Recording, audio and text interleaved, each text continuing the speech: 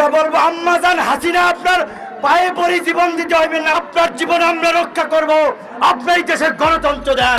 পতনের ঘন্টা ধ্বনি শুনতে পাচ্ছে, জনগণ রাজপথে নামা শুরু করছে, প্রতিবাদ শুরু করছে। শত্রু মোকাবেলা করতে হবে নিজের জীবনের মায়া ত্যাগ করে।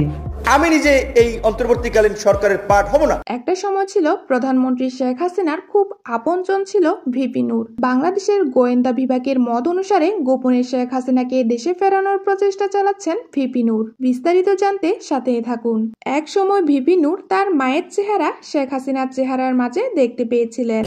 যে তার মধ্যে আমার মায়ের চেহারাটা আমি কিছুটা দেখতে পেয়েছি, কিন্তু তাদের মা ছেলের মাঝখানে অজানা কোনো কারণে ফাটল ধরে, যার ফলে শেখ হাসিনা সরকার কোটা আন্দোলন থাকাকালীন অবস্থায় ভিপি নূরকে গ্রেপ্তার করে রিমান্ড সহ কারাবন্দী করে রাখেন। এরপর এক পর্যায়ে 5ই আগস্ট শেখ হাসিনা পতনের পর ভিপি নূরকে জামিনের মাধ্যমে মুক্ত করেন সমন্বয়করা। তারপর থেকে তিনি সমন্বয়ক ও তাদের গঠন করা ইউনূসের পক্ষ নিয়ে কথা বললেও হঠাৎ পাল্টে দিয়েছেন তিনি। তার কথায় স্পষ্ট যে তিনি এখন আর সমন্বয়ক ও ডক্টর ইউনূসকে চান না। বিশেষজ্ঞরা আশঙ্কা করেছেন ভিপি নূরের হঠাৎ এমন পাল্টে দেওয়ার একটাই কারণ, সমন্বয়ক উপদেষ্টাদের পদত্যাগ করিয়ে শেখ হাসিনাকে দেশে ফিরিয়ে আনা।